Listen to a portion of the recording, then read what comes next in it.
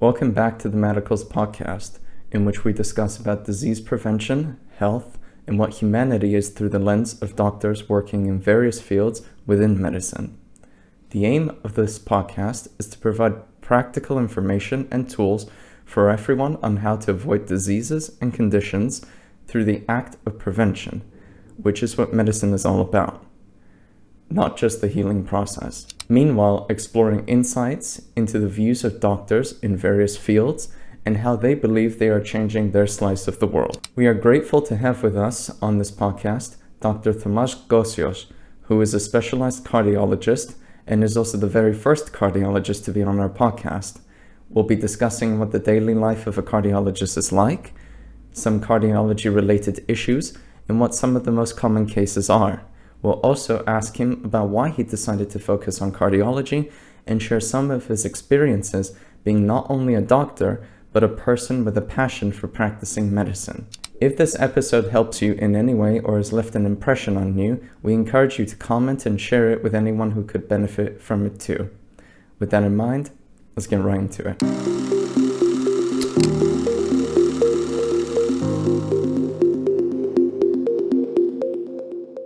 Thank you for being on with us.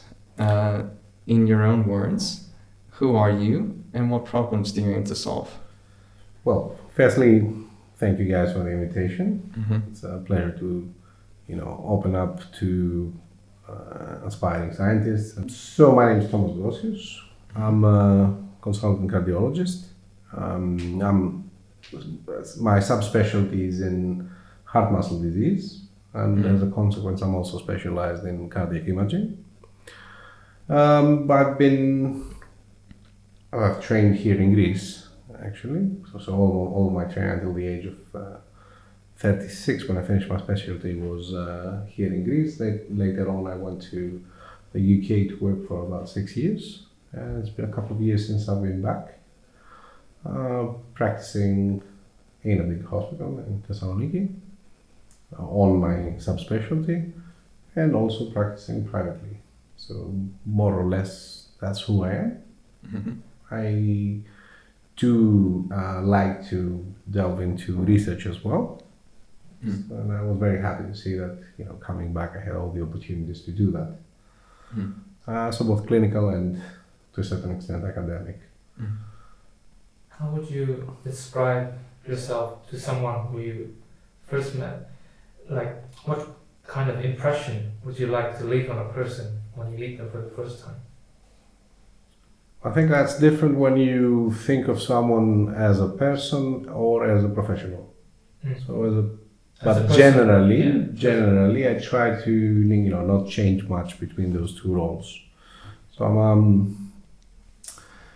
I would like the key impression to be that of a person that you can trust, that is an open person that you can clearly have an honest discussion with, be it about like a personal issue at the personal level or a health issue at the professional level. I think that's the key.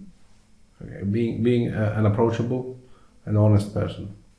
In general. In general, but in both capacities. I mean, both as a as in the interpersonal relationship you have with people, but also the professional relationship. Yeah, you remind me of a clinical skill lab that we had. Mm-hmm. The professor always told us that the first thing to do with your patient is always to establish trust, communication, those kind of things. Exactly, and the very basic step to that, I think, is introducing yourself in a proper way. Yeah. So you don't become an anonymous, person, someone, a figure. Nobody knows who you are. Nobody knows what you're doing there. But you need to be a person speaking to another person, and people have names. So the first thing is to state your name, and usually do that with a smile as well. It helps to start off a nice conversation, I think. That's actually a very nice point, because I noticed that when we go to ER most of the time, the doctors they're nice. They do introduce themselves, but I'd rather see them smiling, to be honest. There are many cases when I try to speak to patients, I always forget to introduce myself. That's always the thing. I always ask their name, but I forget that I haven't even said my name to them. I think in order to establish a good communication with other people, you have to be a communicative person. Mm-hmm. Okay, so try to be pleasant, but not inappropriately pleasant, because in medicine we deal with, sad events as well.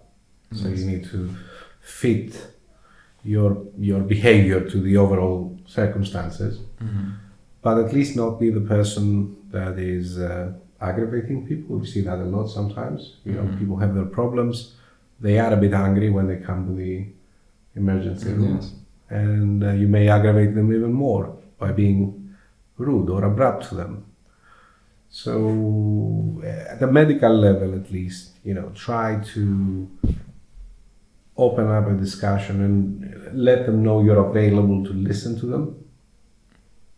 And things will untangle themselves slowly through that discussion. But medicine especially, you're dealing with people. You have to be good with people. And I mean good, for their own good, but also good with dealing with people, good with relationships, good with communication, open-minded, open, honest, understanding, patient. Not the patient. You be the you should be patient. We should be patient. Yeah. So with that in mind, with the patients, was there ever a case that you were very proud of treating? I'm proud of all my successes. Even the small ones or the big ones. Mm-hmm. Okay. I mean, if you ask me for one case That is more the that most memorable for you. sort of is memorable, I think that involves communication to a large extent. We in cardiology, we sometimes, when we feel that someone is at high risk of dying suddenly because of heart rhythm problems, we offer them a device. It's called a defibrillator. That's a completely novel concept to someone who's never heard of, metal leads going into their heart, something giving them a shock at some point to revive them and all that. That's kind of a shocking news to them. Yes. So I remember that gentleman, for example, he was coming to the outpatient clinic. He was always offered a device, but nobody explained to him why he was offered that. And nobody told him that it would be a normal life other than that. So we are very good at giving advice, but not explaining why we give that advice. What's the purpose of our plan for the patient? And the other thing is that we are used to doing things in medicine that our colleagues are used to, our books advise them, but all other people are not doctors. Okay? Yes. So when something is shocking to them, something is new to them, sometimes the best course of action is to show them that there are other people living with problems like that. And there are other people that have followed that advice, and to tell them that their life has been good since then, normal. So I came into contact with another patient, a patient advocate actually, that was available exactly for this purpose, to give the patient's perspective. So they discussed. Okay. He figured out that it's not a bad plan, essentially, and it will not affect his life so much. And I was very proud because he eventually agreed to proceed with that. So I think that from all the cases that I've dealt with, using my communicational skills, using the giving the patient a better idea of what to expect, is something I'm proud of, and I generally do apply that to all patients. Okay, you need to communicate well with patients and fit your explanations to each individual patient's needs. Yeah. Okay. You will not always be successful, but in most cases you should try. Was there ever a case that the patient is so stubborn and no matter what you explain, they wouldn't listen, and how would you convince them in that case? Well, first of all, you don't have to convince anyone. Okay, a doctor offers an option. What we fail to do sometimes is to, again, as I said earlier, to explain exactly what benefits we're expecting, and also explain what risks are related to any decision you make. So in medicine, there's no risk-free action. Whatever you do comes with a risk. But you should be capable of explaining that when someone's making a decision, the benefits from that decision largely outweigh the risk, or to a certain extent outweigh the risk. So that balance needs to be something you need to be very clear.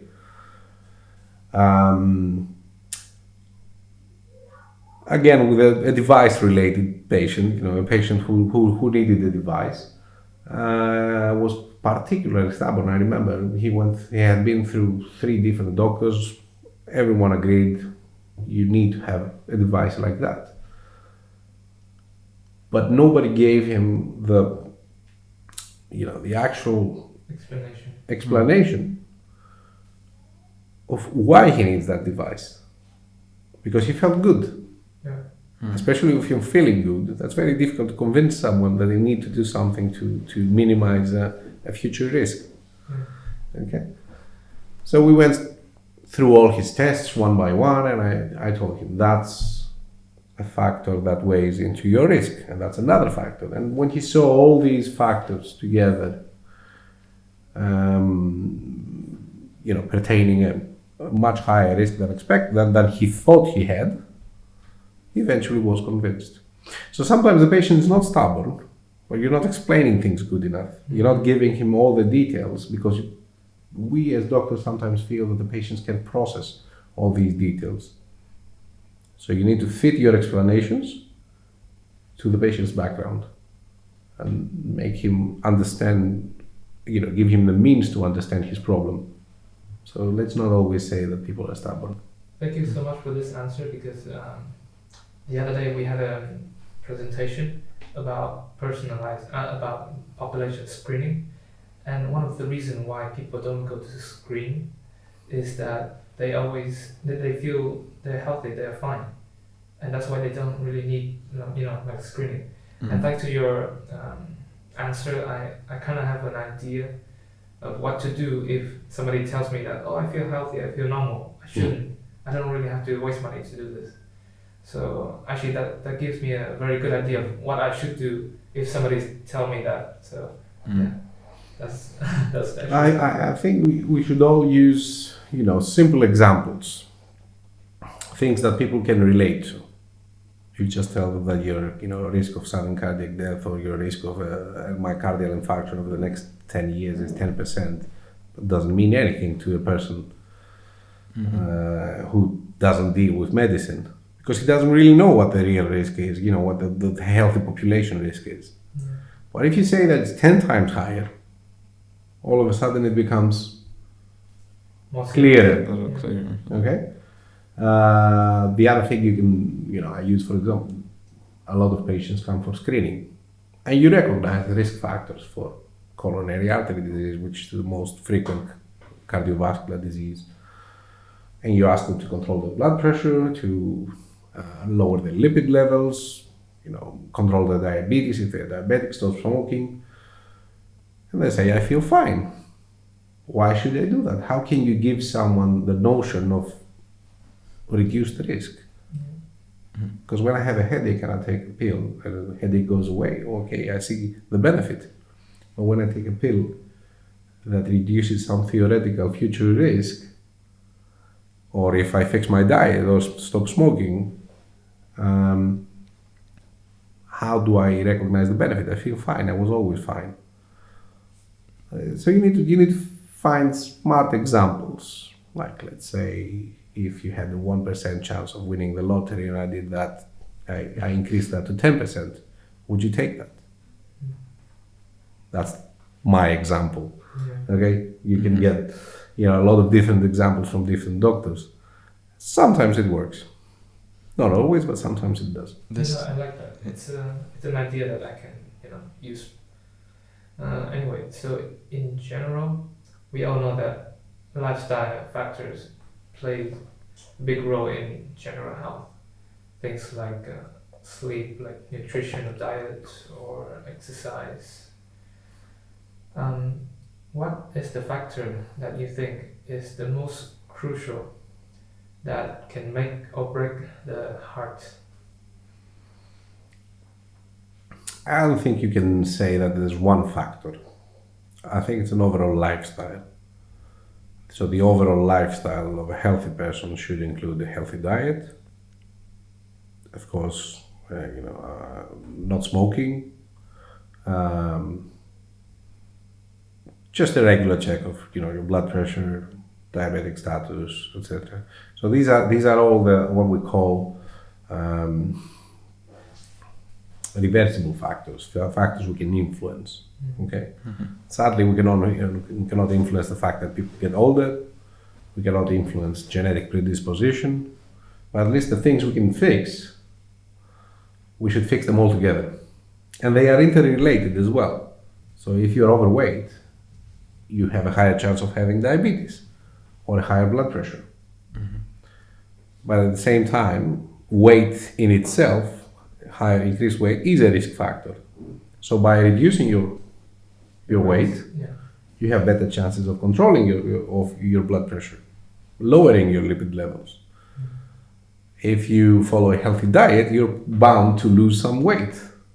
You shouldn't be overweight. If you're exercising, which is not a lot of exercise, if you ask a cardiologist, at least our guidelines suggest that it's just moderate exercise. You don't have to be an elite athlete, okay? You don't have to be the fittest person in a place. You just have to get off your couch, exercise for at least 2.5 hours in the course of a week, split into some sessions, and that needs to be in a moderate intensity. If you do all that, you'll control your weight, you lower your blood pressure, you're probably going to be sick of smoking, right? Yeah. And you're fine. and your diabetes might be better controlled. So all of these are interrelated. You cannot separate one and say, that's the goal, I'm going to, I'll set a goal and fix that one factor. Yeah. Okay. Mm-hmm. And it's better to follow this holistic approach, because it's a spider web of different risk factors. Yes. If you start controlling some of them, the others come into place as well. It sounds really easy to say, but why do you think it's so difficult to do? Do you think it's a matter of motivation, or do you think it's a matter of the difficulties of the task? I think I could actually add to that point a little bit. There was a question I asked in one of our epidemiology classes, and we were going over the details on when you quit smoking, what happens to your body as the years come. And I thought this was pretty good. At least it gave more evidence to people as to why they should. But what they were saying was, in order for you to get the full benefits, 15 years have to go by. Yeah. So I asked the professor, this doesn't seem like something that's realistic. If it takes 15 years for it to be completely okay, people are going to want to see more instant progress when it comes to this. Benefits. There are instant benefits, but Right. I think... So your taste comes back in about a week. You stop coughing in about a couple of weeks. Everything smells better from almost the next day. Okay, we didn't discuss about those kinds of things in the class, so I don't know. The process of quitting smoking, for example, you need to give these examples, because if you say that in order for your lungs to get back, to go back to their original state, it takes twice the time that you were smoking. Yeah. No one's gonna. No one's going to be do that. convinced to quit smoking.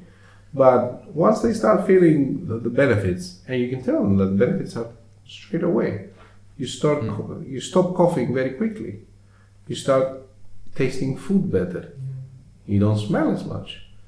You may have improved lung capacity in a few months. So very quickly, all the immediate benefits, you can tell them to look for them, pursue them, and set some, how do you call them? Goals. Yeah, some goals, 1 week after the other. The problem is that the modern way of living isn't very good at promoting a healthy lifestyle. Yeah. Okay. Fortunately, in the Western world, there is a trend towards a healthier lifestyle. So people tend to exercise more.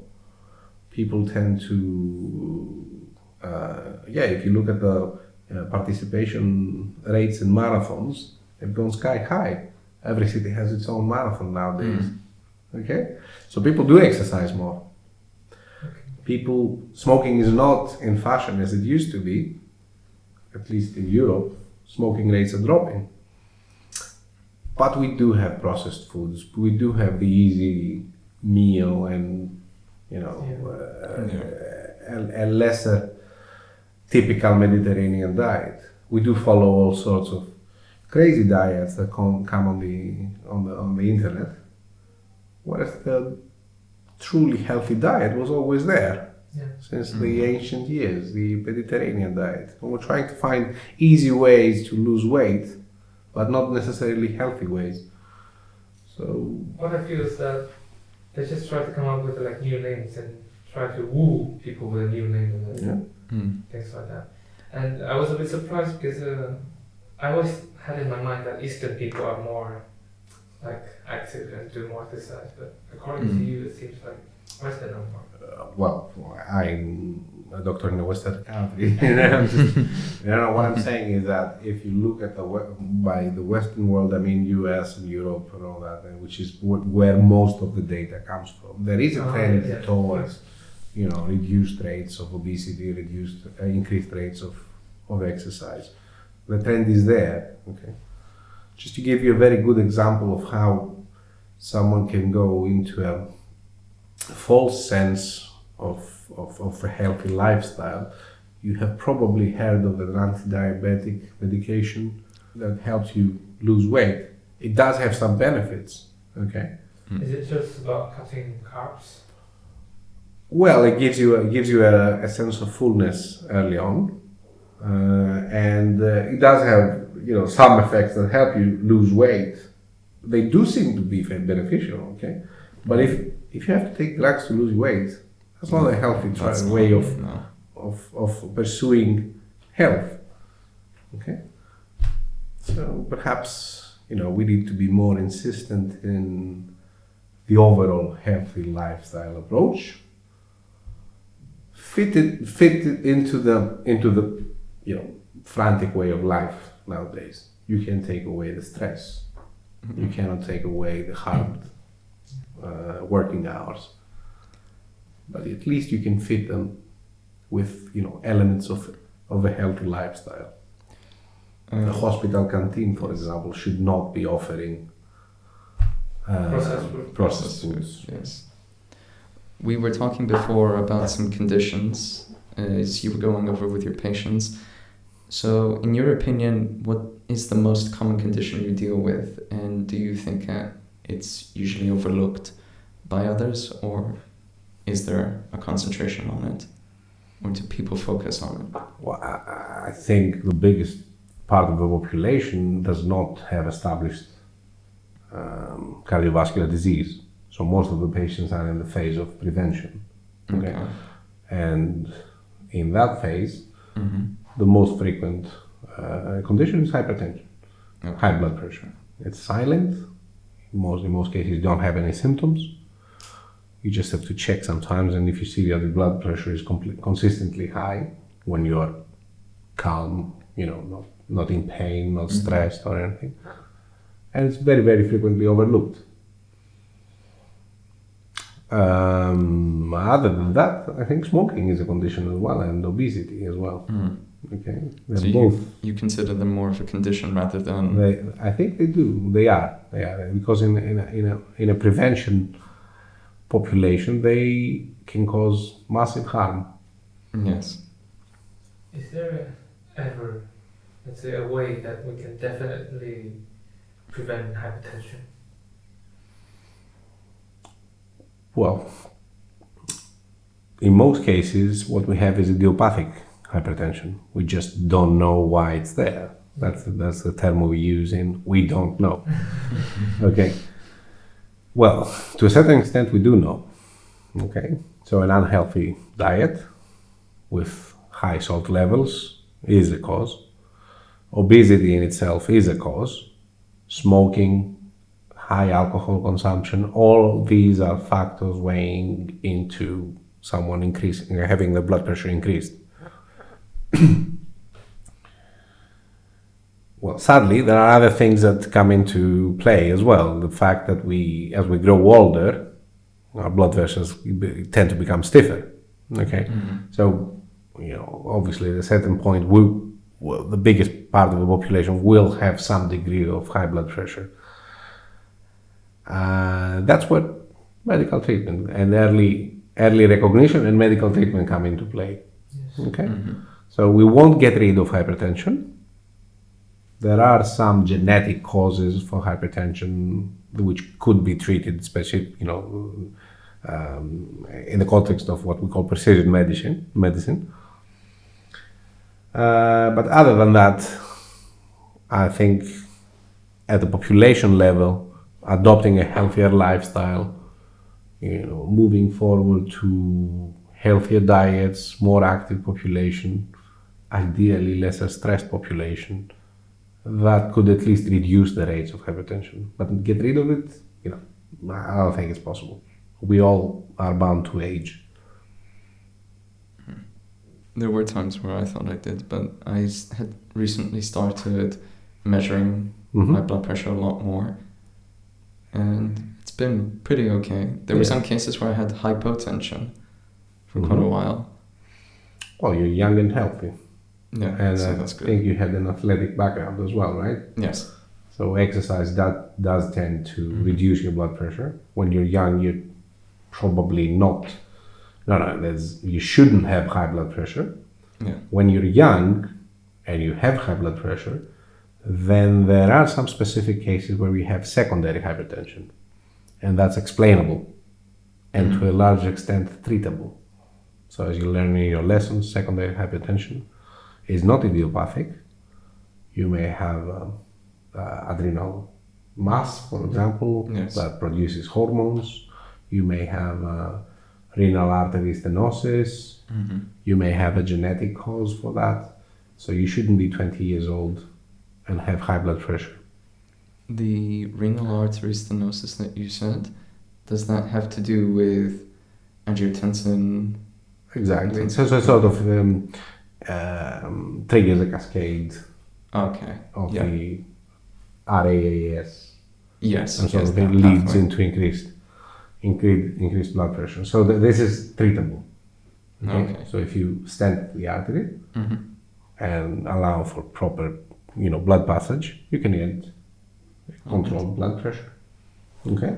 Or if you have an adrenal mass, for example, pheochromocytoma is the most,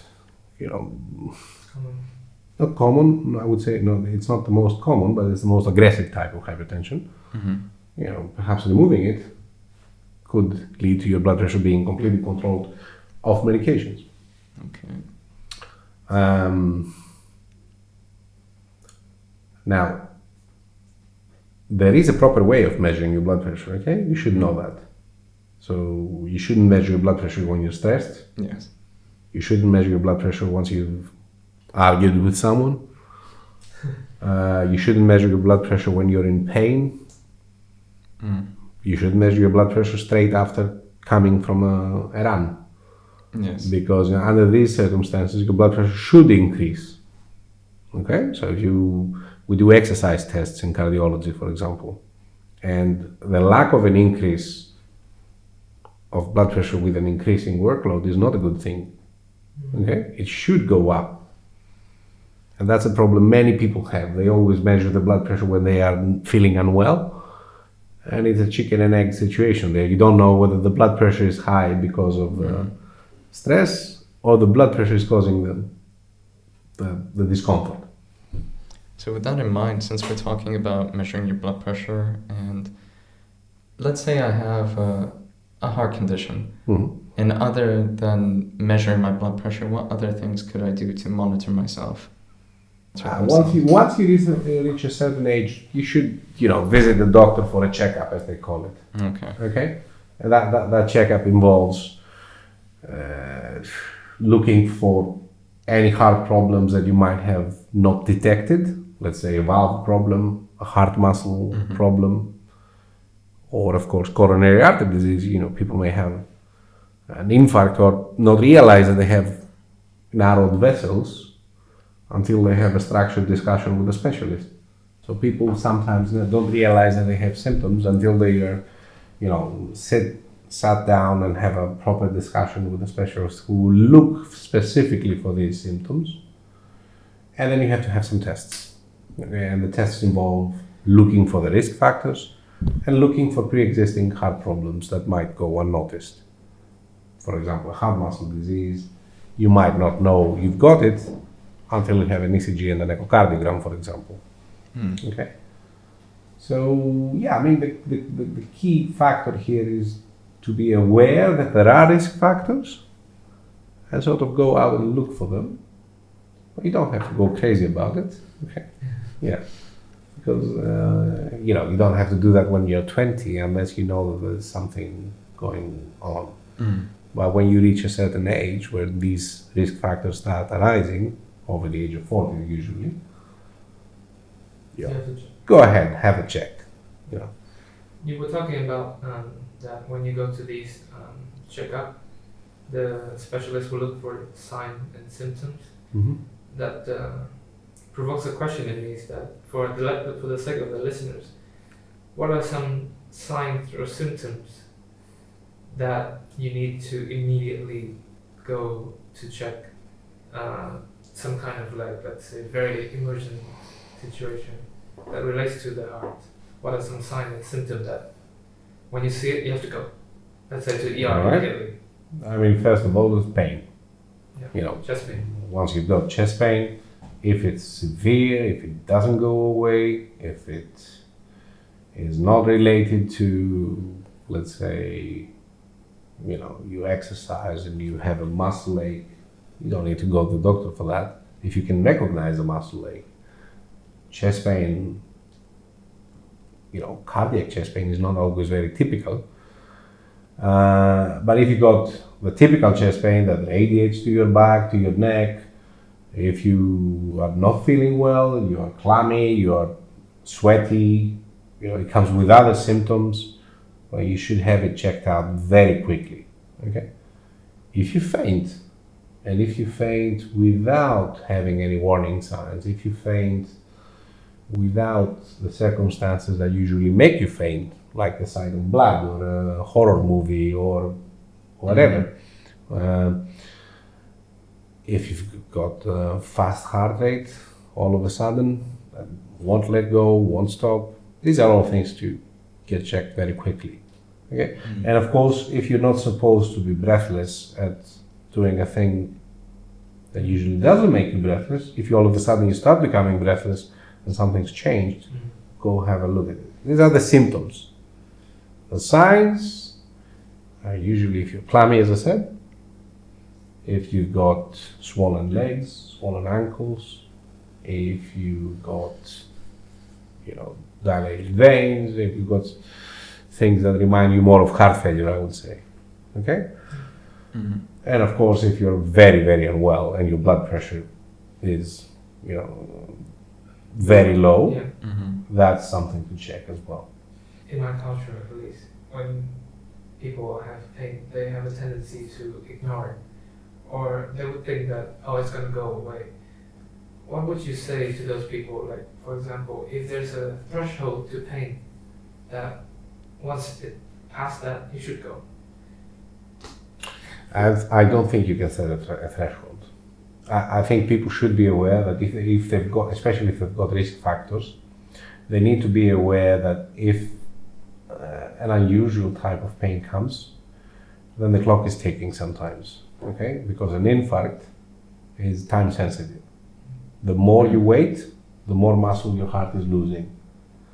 So it's better to, let's say, visit the hospital, cause some,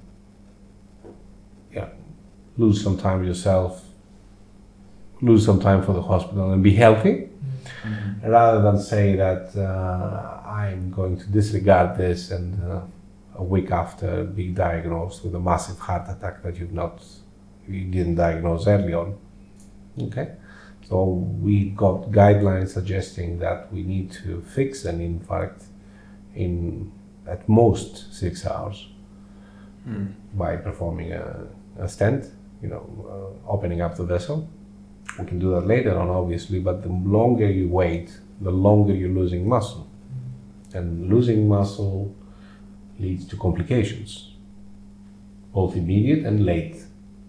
Okay, the worst late complication is developing what we call heart failure, because you're losing pump function, essentially. So, chest pain is the number one cause of people attending A&E. Okay, that's acceptable to a certain extent. There are campaigns around the world because waiting times in emergency departments are huge. Yeah. So we as a medical community try to give a sense of what pain needs to be taken seriously and what pain needs to be disregarded. Okay. In any case, I would say the general advice: if it's unusual, if it's not related to movement, if it's severe, if it's associated with other symptoms, if you've got risk factors, go have it checked. It's fine. You can, put some extra workload, but the workload of dealing with heart failure later on is much, much, much worse. Thank you for making it very simple and very Well, that's the simple explanation, but it's not that simple. Yeah. But still, I appreciate you boiling it down to the simplest, and I think that's really nice. Anyway, let's talk about yourself a bit. What do you like the most about your job? Okay, so I like my job, first of all. I like that it keeps me, in contact with people. It's a people's job. It's you have to deal with colleagues, you have to deal with patients, you have to deal with students, which I also like. You have to deal with other researchers. I do like research. It gives you, it keeps your mind busy. It makes you try to give answers to whatever questions come up. Okay. And sometimes you have to generate the answers yourself. They're not in a book, or you have to look deeper into something that bothers you. So that's the research part. I do like helping people. I like smiling faces when people are satisfied, when people get rid of symptoms, when people achieve their goals, when people feel better overall. And specifically about cardiology, if you're asking me, I like that it's an evidence-based specialty. We have a lot of trials, we have large trials. We do make an impact. So cardiovascular disease rates are dropping, not as fast because the population is growing. So that's the downside. That's actually a really good point. I didn't think about so that. There is a sort of a U-curve developing where we managed to have major steps forward into reducing cardiovascular disease, but because we achieved a longer longevity of people, cancer and cardiovascular disease sort of cancel out the benefits. They don't cancel out the benefits. There are obvious benefits there, but the numbers there. It's not as impressive as it was. I do like cardiology because it gives you a holistic approach of the person you're dealing with. the heart is at the center of everything, let's say. So you need to keep an eye on the kidneys, you need to keep an eye on the brain, you need to keep an eye on the lungs as well when you're treating someone with a heart disease. Yeah, totally.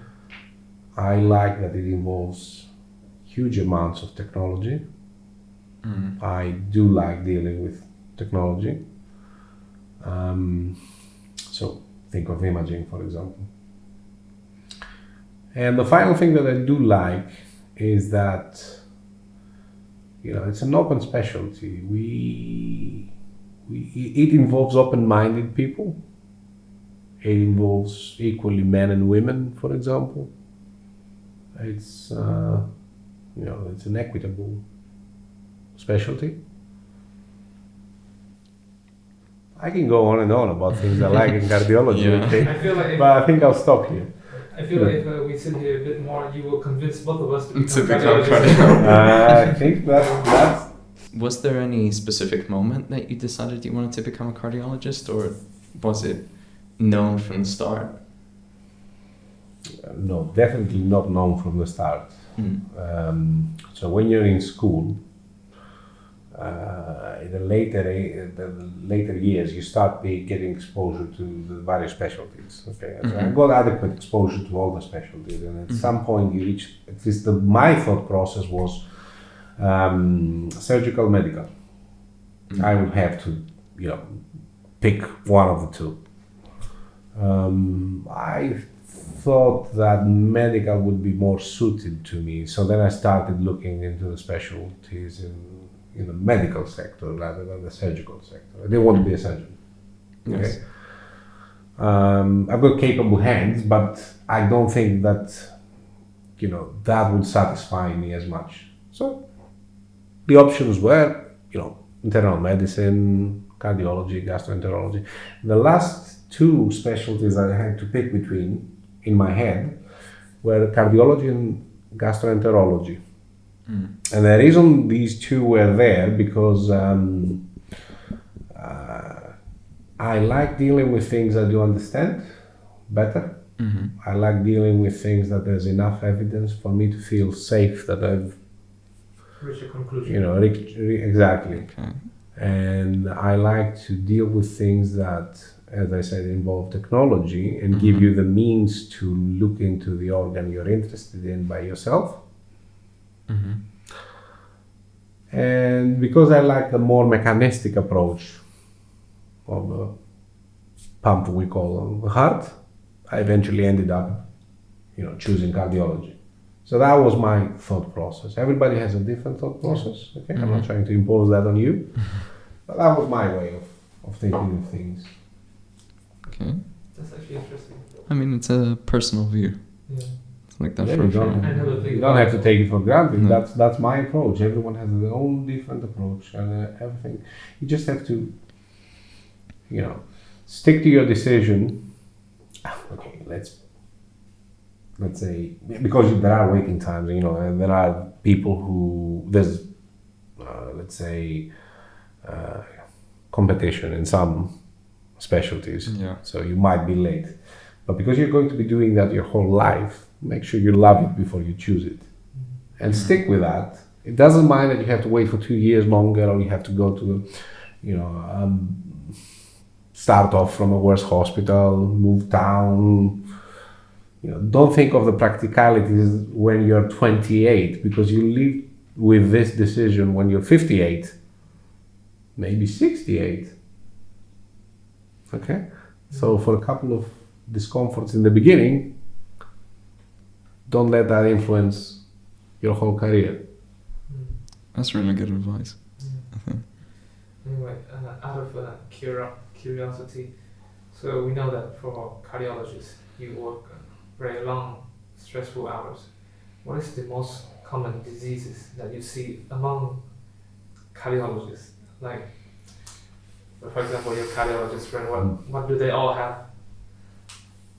Well, I think all doctors have what we call burnout, which is, it is a disease. It manifests in many ways. Other than that, thankfully, my colleagues are all healthy. Well, that's a good thing. Yeah, that's a good thing. yeah. How are they dealing with it? Do you see like the difference between each person dealing with burnout? The thing is, you cannot manage not to work. You know, patients ask for that, and you're there for them. Okay, so it's very difficult to shut down and keep everyone away while they're asking for your advice, your help, and all that. I think you need to just strike a balance between work and leisure, family. Spend some time with family. Keep your mind off work. Accept failure sometimes. Maybe hard to say that, but you know, set some limits and say that I can fail to keep everyone happy because I need to be happy myself at some point, not by being a bad doctor.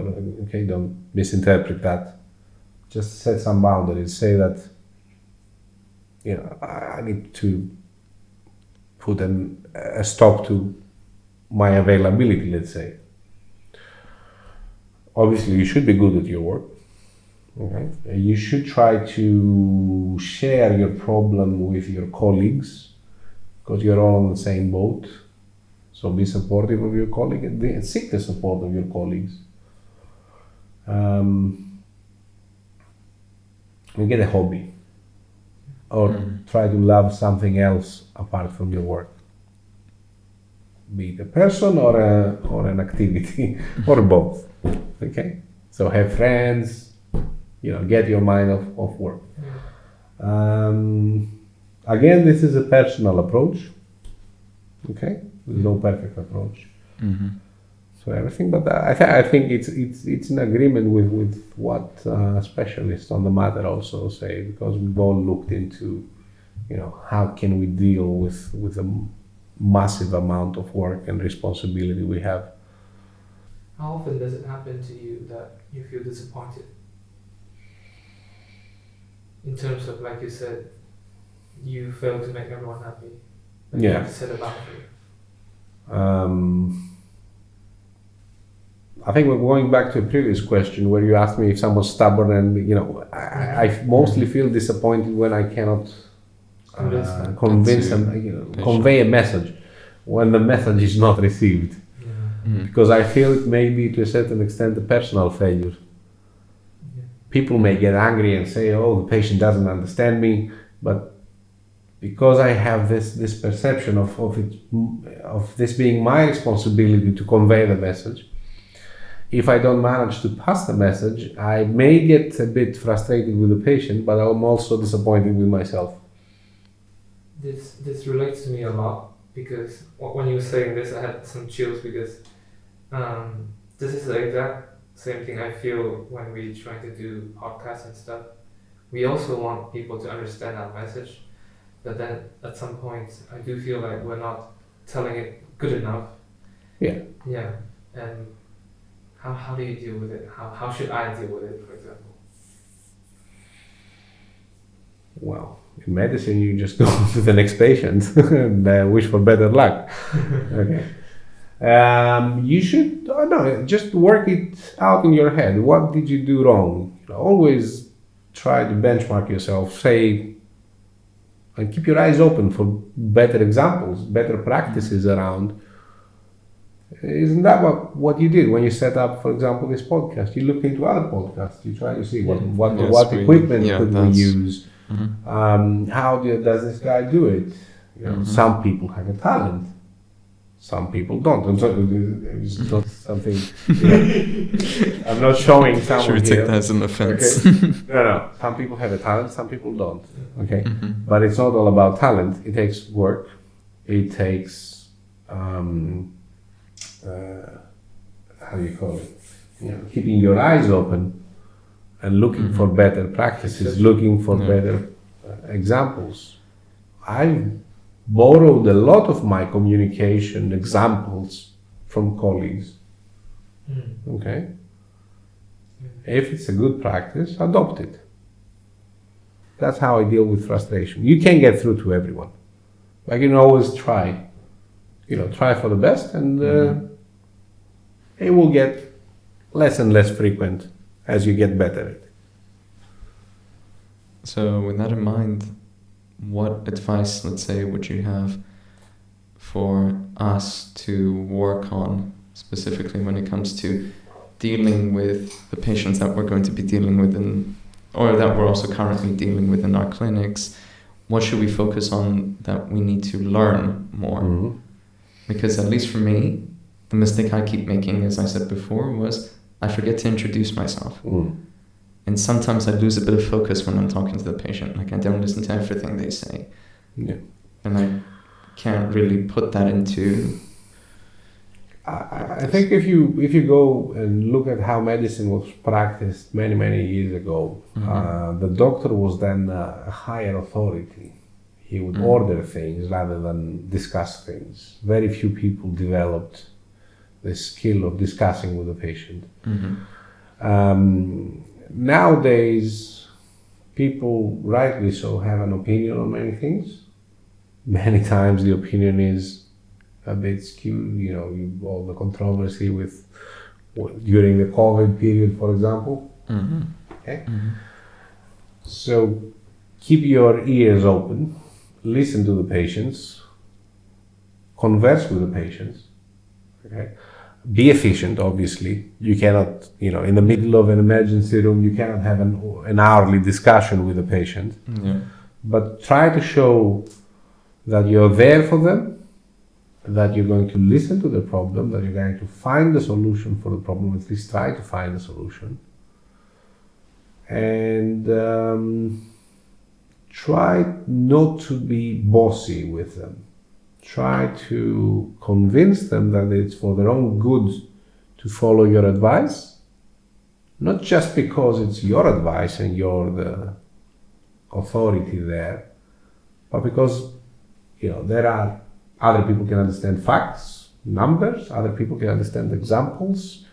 So fit your explanation, fit your way of convincing a patient to proceed with your plan to the particular patient. So you have to be diverse, communicative, open-minded, good listeners, patient, and efficient. Okay? All at the same time. I feel like this is a personal advice for me. The reason is because I'm so used to, let's say, being bossy, actually. This is a very truthful admit, because of my background as I was growing up. I had 2 younger siblings, and in my mind the only way to make it work to, let's say, keep the system going is that you have to be bossy to them. And I kind of developed that sense of being the boss. And I feel like what you say was very personal to me, because I shouldn't be bossy, especially to patients. I'm a bigger brother as well, and I used to be bossy. Okay. But I learn from my mistakes, and I take the better examples from the best practices, let's say. I do adopt them. So when it was just you and your brothers, you were just a kid. Gradually you grow up, you expose yourself to different environments, you have to adapt to different environments, and you change. You have to. You should be able to change. And you should be able to be bossy where you need to be bossy, and more chilled, let's say, or open for discussion under other circumstances. You don't have to be the same person everywhere. This does hit me as well a little bit, because last week I was in Turkey for a search and rescue competition between Balkan countries, and there were a lot of times where I would just sit there and I would listen to my other teammates discussing what the plan was, and I wouldn't input anything. I would just sit there and listen. But then when we were actually doing it at times, and I think I generally had an idea of what I was supposed to do, and then I would see other people not doing the thing they should have been doing during the exercise, suddenly I would shift mentality and become a lot stricter and say, go and do that, go and do this, go and do that. And most of the time it worked, because it was kind of a surprise for them that, why is he all of a sudden bossing us around? But I think it gave them, at least in those cases, it gave me more credibility, and they listened.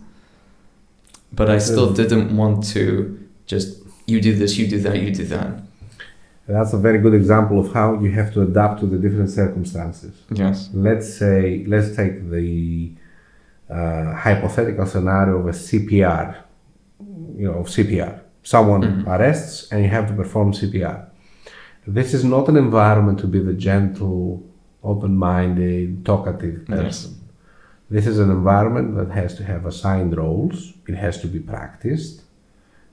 You did practice, right? Yes, we did. You have to assign roles. Each person has to be focused on their own task, and someone has to take the lead. Not the boss, the lead. Leading is a different thing to being bossy. Leading means that you know what you're doing. You convey the message very clearly to the person that you need the task to perform the task. Okay. And you have to be strict, obviously. A leader has to be strict. You don't have to be, you're not bossing around someone who should be, every minute perform a task and has to be precise with what he's doing. You're just leading a team. So sometimes you have to be bossy. Sometimes you have to be chill. Exactly. So I can be bossy under circumstances like that, because all chaos will break loose if you let it evolve in a gentle discussion. This is an urgent thing, and it's the actual guidelines that say each person has an assigned role. Someone is the lead and they have to do a specific task. Lead the others to perform their own tasks efficiently, quickly, as resuscitation has to take place. So you need to be diverse. You need to be able to convey leadership, and how they, at the same time, under different circumstances, have to be open for more human, let's say. Well, I think that was a pretty good way to end this off, because we've been talking for quite a while now. It's been a pleasure talking with you guys. Honestly, it's been quite an eye-opener with what you've said, and especially from a cardiologist point of view, because we did one with an OBGYN fertility expert. And now, with you being our first cardiologist, we're very grateful for that. And I'm really happy that so many of the things you said really relates to me, and I feel like that's kind of like a personal advice to me. I think, first of all, thank you for having me. It's been a pleasure having a very nice chat with you guys and with your audience, and indirectly. The thing is, I don't consider myself the perfect person for advice. Some things may work for me, may not work for others. But whenever some person's approach helps another person figure out how to reach a solution to an issue, I think it's always good. I think that's the key benefit from your podcast: exposure to different specialties, different mindsets, different people. And let's not forget we're people as well. Okay. And I wish you the best of luck to the Thank you. Thank you very much. Rest of the podcast. Thank you. And this is